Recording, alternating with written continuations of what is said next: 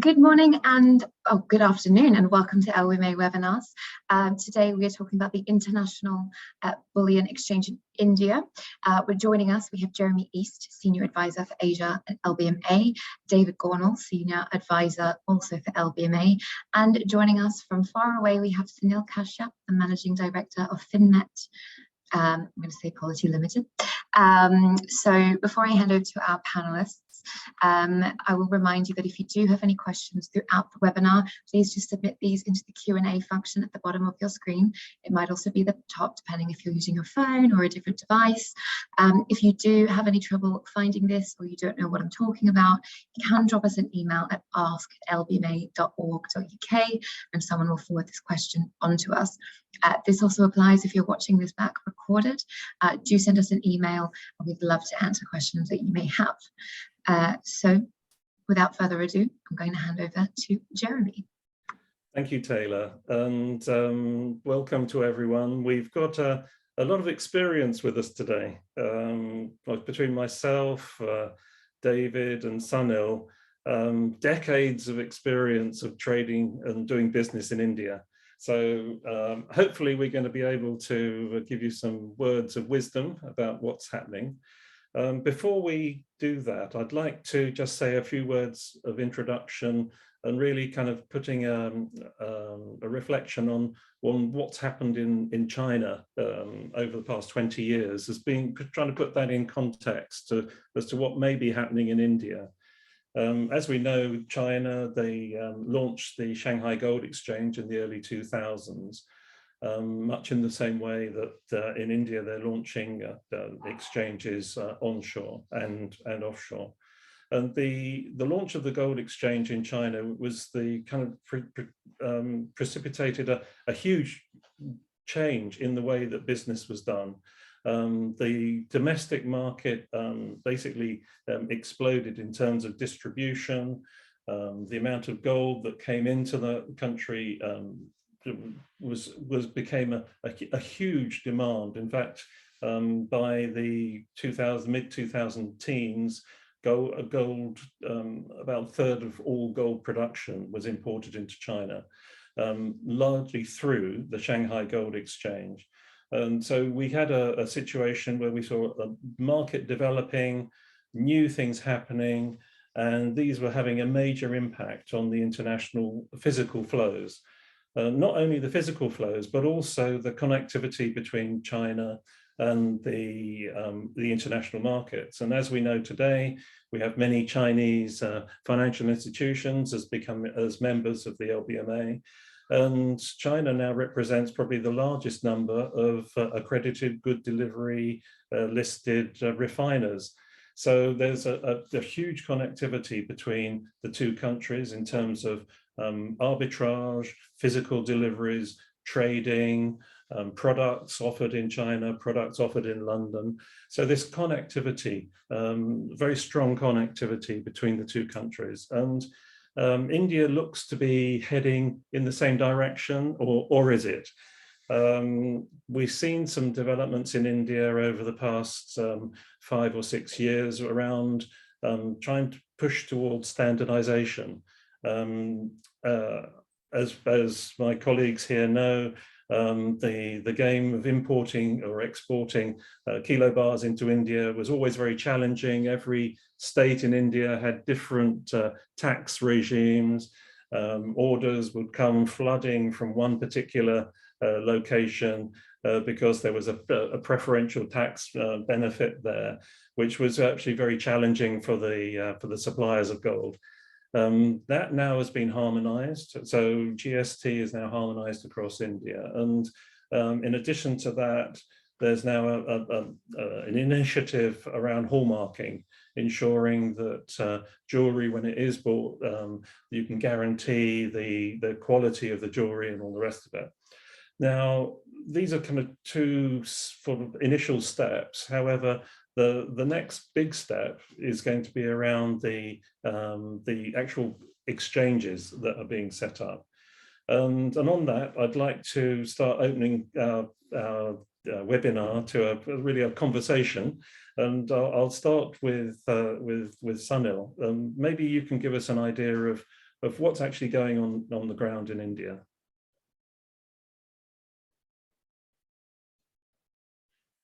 Hi, sorry. Over the last year or so, in fact 2 years, they've been the government has been, the regulators have been putting together the building blocks of a change in the market structure. Broadly, I would say there are 3 major changes that have been put in place in terms of the regulatory framework. We haven't really seen anything yet in terms of an actual change in the market, because some of those, the impact of some of those changes is still to be felt in terms of structural changes in the market.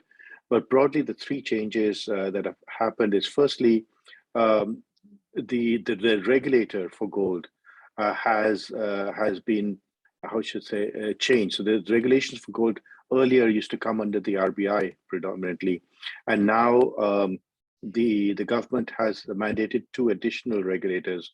One is the Securities and Exchange Board of India, which is the markets regulator, that regulates exchanges, and they will be in charge for regulating the exchange that is being set up onshore.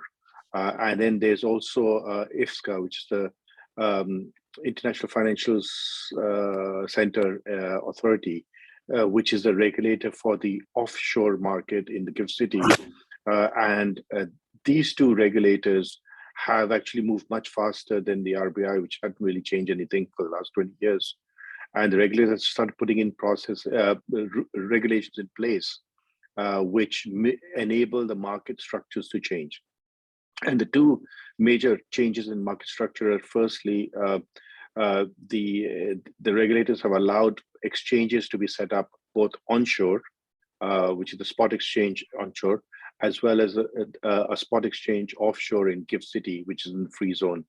And what that means basically is that these exchanges are not futures exchanges; these are physical spot exchanges. And the direction that the market is taking is to see if the OTC market that existed for physical gold trading could move towards exchange trading. And the regulators want this because they want more transparency in the market. They want more liquidity. So that's the big one of the big changes. And second thing that's always been a sticking point for most people who've traded with India is the fact that imports of gold are restricted through certain nominated agencies, which are about 15 or 20 in number. And now the regulations actually allow for qualified jewelers, which is a specific brand of authorized companies. Sorry, not authorized companies, companies which can meet a certain criteria and can then get approval to import gold into India. And so that would see a change in the way gold is actually routed into India. So all in all, I think what I'm trying to say is that the regulations have changed. They've now enabled the market structures to change. And right now we're in a stage where the market structures are now being put, new market structures are being put in place, which will change once they start operating. They'll change the way the gold business has been running for the last 25 years. So in the in terms of the regulation, it's becoming more and more clear. What you're saying, you're kind of describing the similar situation to China, where you've got the Shanghai Gold Exchange as being the onshore exchange and the SGEI being the international board. That's correct. So the international exchange in this case, and that's what the topic of the webinar is the India International Bullion Exchange, which is called the IIBX. You know, the IIBX has been announced, has been formed. A CEO was hired about a month ago, and so you have a situation now that they're putting together the framework of the contract and membership criterion to allow for that exchange, similar to the way SGI operates, which is SGI operates in the Shanghai Free Zone, and IIBX will operate in the Indian Free Zone called GIFT City, which is in Ahmedabad. David, I know you've been talking to a number of your contacts in India about the development of the new exchange, but maybe it's not as clear to everyone as it seems. What's the feedback you've been getting from your contacts? I think the first thing to note is when you try and search IIBX, there are contract specs up there, but it's important to point out that this is still in a development stage. So when I ring round and ask them, what do they think is going to happen here? Who's going to be members? I've been told that the banks would be, as nominated agencies, would be present there, but there are some nuances there. For example, they would need some permission from the RBI, but apparently that's not exactly the case, because if you are present in Gift City as a bank, that shouldn't be such a barrier. But it does, ask the question where the winners and losers are. Who's going to be in that area is the interesting question. And I guess the large jewelers could probably find themselves taking a lot of the risk management into their own hands. So if they can source without going through a nominated agency in the way that they have done in the past, then they're in a lot more control of the supply. And I think for the foreign suppliers, it's quite interesting, because anybody that's tried to supply gold into India knows you've got to find your customers, you've got to find your nominated agencies, you've got to line them all up. That's not going to be the case anymore. So somebody that hasn't been able to supply that easily because of their business model and their structure will probably find this a lot easier. So I think from the perspective of flows, looking at what's happened in China as an example, it probably tells us that it's going to increase the flows into India in a much smoother way than has previously happened. And then we started talking about premium, so we could, we could say, well, maybe the premium doesn't run away as quickly if you can turn the tap on. So I think what you're saying is it's going to become much easier to do business in India. If you don't have already a kind of a setup where you already have business relationships with all the nominated agencies, here you're saying that basically you'll be able to focus on the exchange, and presumably the exchange will be a CCP. Yes, yeah, exactly. Yeah. I think one of the concerns for people who looked at India in the past from overseas has always been because of the regulations being so complicated. Nobody was quite sure about what's allowed, what's not allowed, and then talking to different nominated agencies, and then again getting into counterparty risk and documentation issues like consignment agreements, loan agreements, etc., became complicated. Now, if you have a spot exchange which trades against US dollar, a physical contract against US dollars, then it becomes much more transparent. You know exactly what you're doing. You don't have the counterparty risk because there's a central clearing counterparty, and you also don't have the KYC risk and all the other issues that you have in the OTC market. So it definitely opens up the Indian market to a larger set of international players. And potentially these international players, like with the SGEI, they could become members themselves of the offshore exchange, the international exchange at some point. That's correct. If you look at SGEI, besides banks, they have memberships from trading companies, algo trading companies, physical trading companies, miners, refineries. So I think similarly, you will find it opens up in the Indian market will get opened up for similar kind of players participating in the market. So I think clearly there's going to be a change in the way physical trading is done. It'll probably, it's similar to China. Instead of it'll be focused, and maybe conduit will come through the exchange. So physical flows will probably change. But potentially this is also, with the circulars, it's also going to allow the onshore or the gift city companies to start trading offshore internationally. They'll be able to start looking at trading futures on CME or OTC London. David? Well, I think that's probably several steps away right now, because as we can see, it's not that clear what is possible in gift and whoever. But it would be logical, Jeremy. Yeah, so you're going to be running I think the intention with a lot of the people I talk to is for India basically to be a lot more self-sufficient in what it does.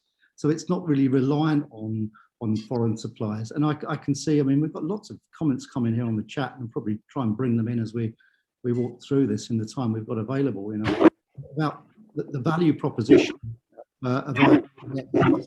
I suppose you should be able to instigate a trade and from either T0 or T4. I'm getting an echo here. So from that point of view, yes, you've never had too much hassle trading through a nominated agency, but it would look like the design of this is to make it even more simple and quicker. So, I mean, we know when we order through a nominated agency, there's an indent, it's got to go to the supplier, the premium's got to be agreed, the shipping's got to be arranged. From the specification of this contract, it doesn't look like you'll have to do that. So the value proposition. That's right. So, IBX. So the key thing is this is a spot contract against US dollars, right? So if you have gold of the specification that the exchange sets, and you trade either as a member or through a clearing member, you just have to deliver the gold and sell it on the exchange, and you get your dollars. This is a dollar contract, which is a big game changer, right? It's something that was not available when you talk to people in India, because you had exchange control. The actual physical gold that you supplied had to be first imported before you could get paid because of trade controls, right? So this is a totally different game altogether, where you're trading US dollars, you meet the specifications, you get paid. There's no exchange control issues. And Sunil, I was just thinking the kind of on the other side. So once the gold is actually imported, so members of the spot exchange, they don't need to go to have set up consignment lines with all the banks and the supply. They can just go and buy on the exchange. They can just take it domestically on the exchange. So it's immediately available. There's liquidity there. You don't have to, call your bank in London and ask for a shipment in 3 weeks' time or something. Right. So basically, what you have is you have the offshore exchange, you will have an onshore exchange, and then you'll have connectivity between two in terms of qualified jewelers, and various companies will be allowed to purchase from the offshore exchange and import that gold into India and sell it on the onshore exchange. So that would ensure there's much more liquidity, transparency, and then you don't have that reliance towards either international bullion banks or to nominate agencies to actually consummate a transaction. Yeah, I just wanted to jump in there, so just reading these questions, which are racking up, and trying to give something back. That, of course, this choice that you talk about, I mean, it's not really forcing anybody to use it. There's two liquidity pools, right? And we have this in the gold market today. We talk about the futures, where you can enable physical supply on the CME, and we talk about loco London, and they coexist. And nobody advocates one is better than the other. It's left as a matter of choice. And so what this seems to me is that there's a lot of people that are supporting the old system of nominated agencies. I think that's clearly going to carry on. Why? Because there are jewelers, and there are people that are not going to make the net worth criteria in joining the gift city, and they're still going to need their nominated agency, and that won't change. But I think the difference with this is that you'll be able to see two markets, and you can make a choice. And I think, broadly speaking, for the user of the market, that must be of ultimate benefit at the end of the day.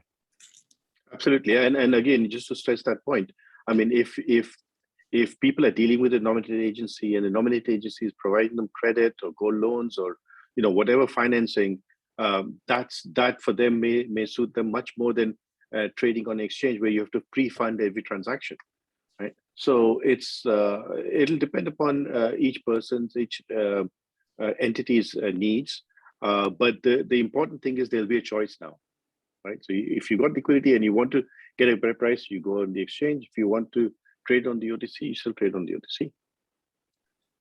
So I think one thing that is going to be relatively new for the onshore Indian clients is the concepts of trading futures and OTC, because my understanding is in the past they set up the large Indian companies set up these trading companies in Dubai, and these companies in Dubai were doing that business. But now potentially these onshore clients will be able to participate, and so opening up the possibility of kind of like a India EFP. Is that how you see it could happen? Yeah, I mean, I think like you mentioned, you're right about the Indian EFP, but also talk about Dubai for a second. I think, people often talk about winners and how does Dubai look in terms of winners and losers. I think in the short run, Dubai will actually benefit, because with everything, Dubai traders, Dubai market reacts much faster and is closer to India. So they'll probably be the first players who will participate in an exchange like this. But eventually, I think you'll see more players, and you're right, there will be a India FP. So when you can look at the dollar contract in CME versus the with dollar futures contract in CME, and you look at the dollar spot contract in Gift City in IABX, the difference between the two will be like an Indian EFP. So, we need to obviously, as you're kind of entering into the sort of the concept of, fungibility between different, markets. You've got kilobars, 295 kilobars delivered in Gift City, and you're hedging or arbitraging that against London or COMEX, and obviously the sort of very new important factors around sort of margin calls and all the rest of it, which we've seen happen in sort of big impact in the market in base metals. We saw with nickel only recently, sort of the potential exposures there. And so it's something I think as the India market sort of develops an arbitrage, that people are become familiar with all the kind of potential risks. David, I don't know if you comment on that. Well, it's always better to broaden the market, and you mentioned the nickel, and let's not forget the energy market. We can see CFOs of energy companies doing the rounds, raising cash, who we thought were awash with cash. And it's very much a nature of markets where when the terminal markets have to rely, as CCPs have to rely on FCMs, and the FCM model gets strained, and there are less FCMs providing the service, what do you do? I mean, does that mean that the terminal market is being starved of potential liquidity when it needs it more? And I think, nickel was a good example of how that market became more volatile. The margins were increased, but what was really going on, I think, when we saw a lot of risk off, when nickel backed away, oil backed away, gold backed away at the same time, the funds in particular that are trading these contracts are saying that if we look at the amount of margin that we're posting as a percentage of our portfolio, and we look at the volatility, it doesn't justify itself, and therefore they take that decision to risk off. And that's where you see this retrenchment in price quite rapidly, and it keeps the volatility high, it keeps the initial margin high. So I think what I'm trying to say is that you need to try and broaden the market so that more people have access, more people can get into the market, because that's the problem with the commodity markets. I think, in some cases they can become too narrow, and this is where we see the events of the last few months manifesting themselves because of that. But I think also, David, it's important to, even in the nickel situation, we saw the basis risk in terms of non-fungibility of deliverable specifications for the contracts. So I think that's something that even in this case, we should point out that the contract which we're talking about in India, even though it's a US dollar contract, it'll be a 995 kilobar contract, right? And 995 kilobars are not really used in many markets besides India. India is by far the biggest market that uses 995 kilobars. And so in that situation, if people are trying to arbitrage COMEX against a new IBX, or even local London against a new IBX, they need to be aware that there are different specifications for the deliverability of each of those or those contracts. I was talking to a former chief regulatory officer of an exchange yesterday, who was trying to compare these events, and they were saying that when you're coming up to physical delivery, you as an exchange need to know the intention of the holder. And I think what that means is, for India, putting it back into context, it means that exchange needs to be very aware of the fact that 995 is more narrow than a lot of things that we can trade in gold in terms of large bars and even 4/9 kilobars. So it has to keep its eye on the ball vis-a-vis the contract open interest and the large position holders. So you've got even better examples. I think we talked about in the policy group, we were talking about my experience moving silver into India from London. It was London good delivery. What was the problem? Well, these bars had a different weight tolerance in London. And when they got to the customer, he wanted to deliver them to MCX. It had a smaller tolerance, and then we had a problem. So, that's just one example of how you need to really go through the detail, not just as a client and a supplier, but the exchange also plays the role in making sure that we don't see blow-ups. I'd just like to come back on the point of what we see in China. Some of the biggest players now trading the T+D contract are the kind of the high frequency guys. We could see the same thing. We could see the same thing in India. We could see some of the big trading companies become members of the exchange. Yeah, I mean, I think right now the contract is only going to be a T+1 or T+0 kind of contract, which is fully deliverable in advance. So people who are selling need to deliver the physical before they can actually sell, and people who are buying need to put the dollars in before they can buy. So I think that's in that sense, it's going to be restrictive initially, but the plans definitely are to get into a T+2 rollover kind of a contract, and I think that's when it'll be interesting to see how people look at this exchange versus, let's say, the SGI, which is, again, SGI is a 4/9 kilowatt contract, and this will be a 9.5 kilowatt contract. So it'll be interesting to see how that works out. Maybe you end up with India-China arbitrage. Yeah. I've got one. Slightly separate topic, but we saw an announcement a couple of weeks ago regarding a free trade agreement between Dubai and India.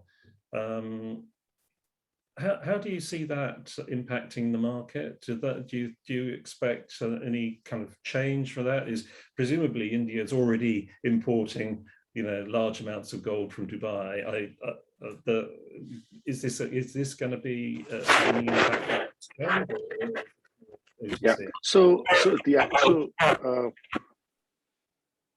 is it okay? There's no feedback, right? Okay. The actual the FTA was signed I think earlier this month, but the actual document is an 800-page document, which, to the best of our knowledge, is not public yet. And so I think the devil is going to be in the detail, but the headline which has got everyone excited is the fact that they're saying that there will be a preferential custom duty for gold imported from Dubai. If that happens, then of course, the imports will get routed through that, so it'll change the way the mechanism is. And there's a lot of talk about, oh yeah, but there's going to be restrictions in terms of the amount that can be imported. There'll be restrictions in terms of certificate of origin. So there's a lot of talk around that.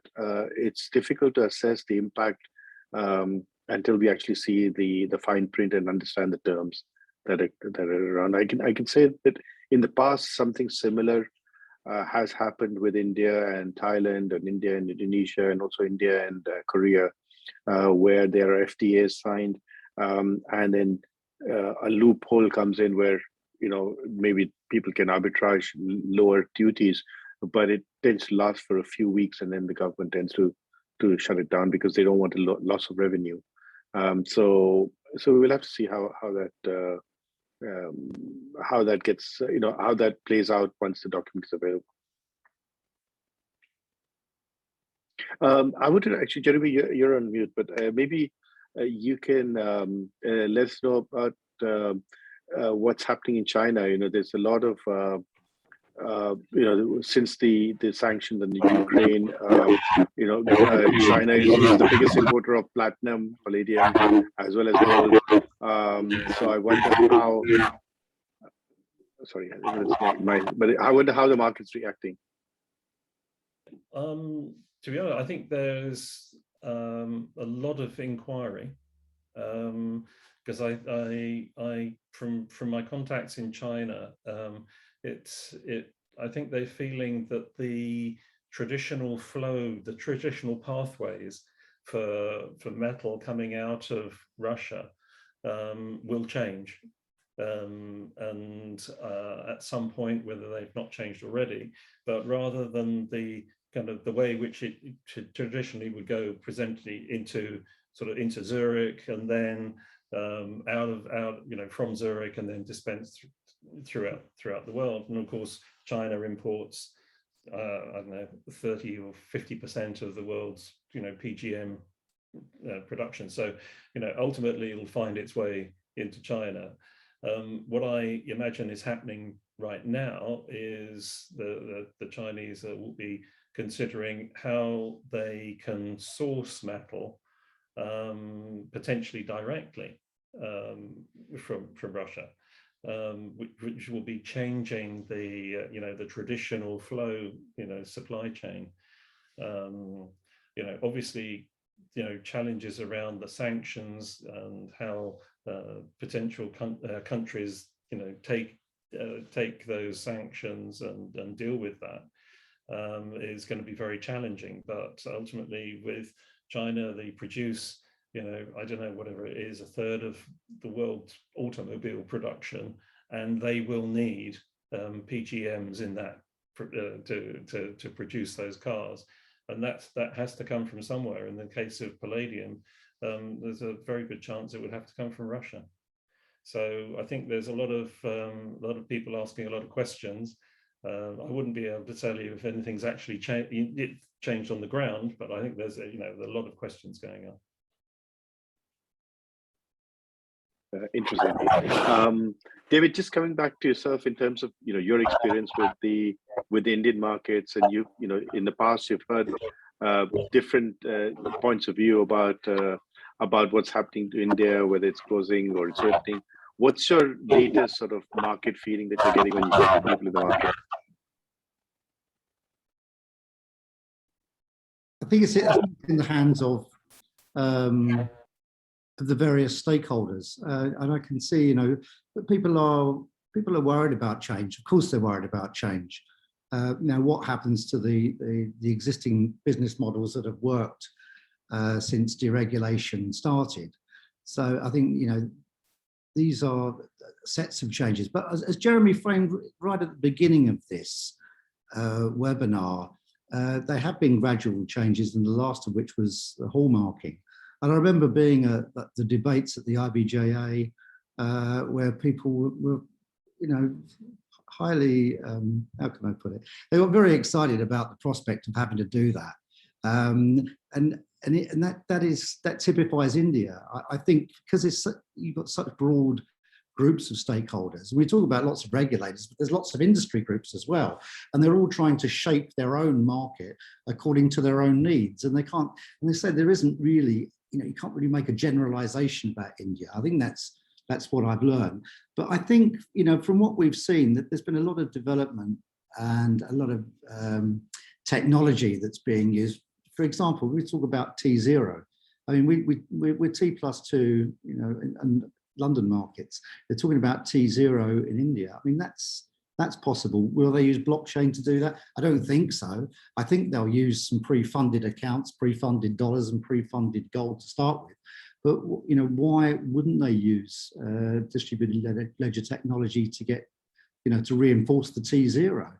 So I can see the direction of travel continuing on this way, and I can see people adapting their business models to accommodate it. So I think overall, in the Indian space, the people I talk to are positive. They're positive naturally, but they're positive about the business.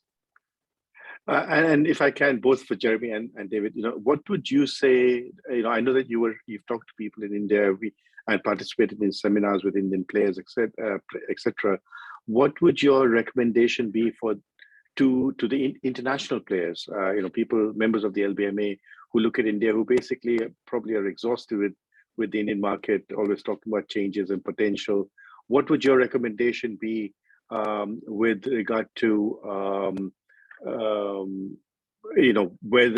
how should they position themselves? Is this a real change? What action should they be taking?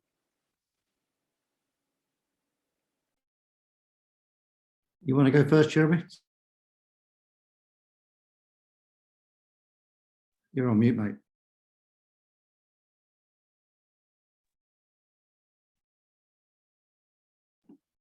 From the trading business, you can see the change already happening. India was giving tax benefits on the import of doré, so changing the way that gold imports. So the whole idea of sending consignments all over India and then supplying your clients and supplying the banks, that's already been changing quite dramatically. And I don't know the exact proportion of imported bars compared to doré, but it's significant. So that the way business was being done, it was already changing. And I think what we're seeing now is this is going to change it further. If I was sitting in a bank in London, I would be thinking about potentially exploring advantages of membership of the International Exchange. I would be thinking about the potential new clients that I might be able to onboard, because potentially these clients will start trading, instead of trading physical with me, they may be trading paper with me. They may be opening accounts in London. They may be looking at doing location swaps, London, Zurich, and then being able to source their physical gold directly from a refinery. So I think potentially there could be all kinds of new businesses that will be opening up to the banks in London. Yeah, I'd go along with that. I'd say that having trodden this path, Jimmy, do you want to put yourself on? Sorry. Oh, maybe that. Yeah, that's better. Thanks. I think having trodden this path of trying to get into India and supply India and finance it with all the vagaries of the market, I must say, when I was doing that, there weren't too many people in competition with each other for what was ostensibly an 800-900 ton a year market. And you have to ask yourself the reason why. And I think the reason why is that most people said, it's too difficult. People used to look at me and say, well, why are you doing this? It's, the calls throughout the night, 5-10 kilo pricing, it's sporadic, it's bitty, it's demanding, it's stop-start. I think that's where it changes, isn't it? So I think you no longer have to face the prospect of going through all those hoops now. And that's going to be the interest to all the people that basically couldn't be bothered with it or found it too difficult. So I think that's where it improves it. And I think it improves it for everyone. They're very good points. I mean, but I think, sorry, Sunil, very good point, because I think if you're actually honest, a lot of the banks who have been doing the Indian business, if they really charged all their costs and overheads against those specific businesses, it would be a challenge to be able to make the right returns on capital that are involved in it. For sure. I think you're right. I mean, if you look at just the number of active players, there used to be far more players active in the Indian market, let's say 5 years ago than currently. And so that's, certainly a reflection of the fact that, it's become much more difficult to make money steadily in India, and there's much more volatility. I think if I can speak from the Indian market, it's the changes being talked about are so vast, and people, the market has never really had something like this, right? A spot physical exchange in US dollars, and so it's still trying to the various players are still trying to figure out what it means for each of them. They're still trying to figure out, how does one trade in US dollars? I've got rupees. How do I trade US dollars? And so there's so many different in a country where exchange control is so important. There's lots of discussions about how do I participate in this US dollar market?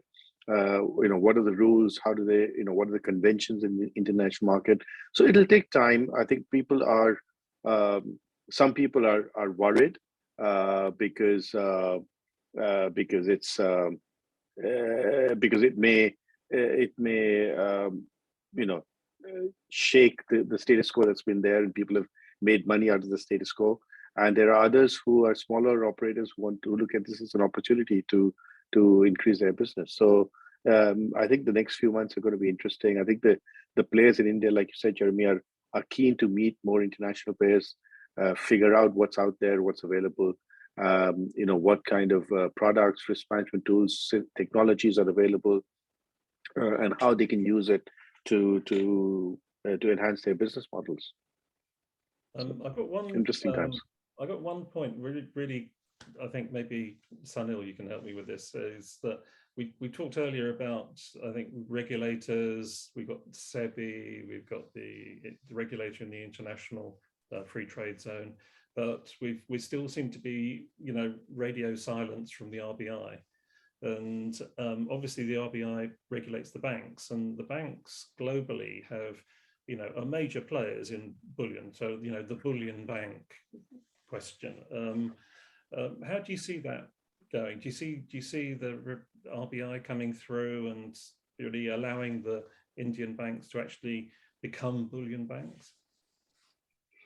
It's a good question. And I think I would say two things. Firstly, the RBI hasn't really been that silent. The interesting thing for me was that when the concept of a qualified jeweler came up, which is basically, people who meet any company which meets a certain criterion can now import gold, which basically means you can convert your rupees, pay US dollars, and import gold. I think that for that, it required RBI's approval, and RBI came up with the approval within a week. So the fact is that RBI is open-minded as far as those kind of things, as far as exchange control is concerned. And just anecdotally, I should say to people that India's foreign currency reserves are now well over $620 billion. Just 10 years ago, for example, it was in the region of 150 or 200 billion. So there's a big change in terms of the buffer they have in foreign exchange. So they're much more adventurous in terms of opening up exchange control. But I think as far as the banks is concerned, it's very interesting, and it's I think nobody would say it openly, but the issue you have is RBI is saying to the bank, saying, what is your business model? No, you want to be a bullion bank? Okay, why do you want to be a bullion bank? What does a bullion bank do? What risk management systems do you have? And they're saying, show me what benefit there is to the bank shareholders and to the overall ecosystem if the bank becomes a bullion bank. And that clearly has, and that puts the banks in the back foot, saying, okay, let me go back and do my homework and come back to you. So that's why it keeps going back, I think, and it's something that would require banks to actually, spend some serious time, come up with a business plan, show RBI that they do have the maturity, the risk management systems, the management oversight to run a bullion business, and then I think RBI should be open. I mean, the fact is that the IFSCA, which regulates entities in the gift city, has already set out regulations which allows entities, including subsidiaries or branches of Indian banks operating in gift city, to actually run unallocated accounts, to do hedging, etc. That's already permitted, right?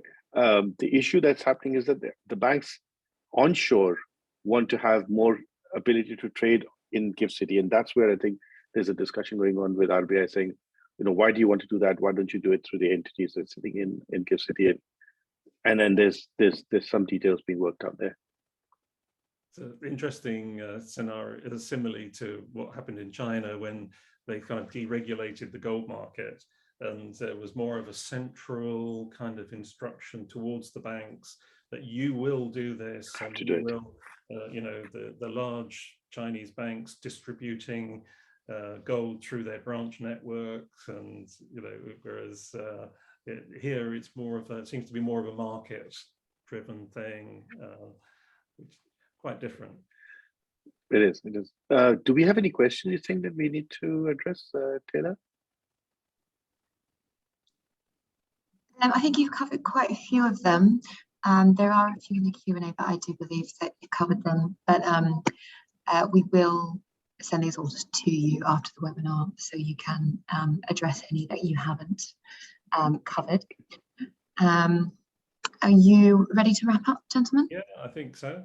I think, well, from my perspective, it all sounds very interesting and it's all moving ahead, but I think we probably said this 5 years ago at some conferences, and we're still waiting for something to happen. But I think from my perspective, it really does feel that things are changing, and maybe it's time to get involved. David? Certainly is, Jeremy. We can only debate, can't we?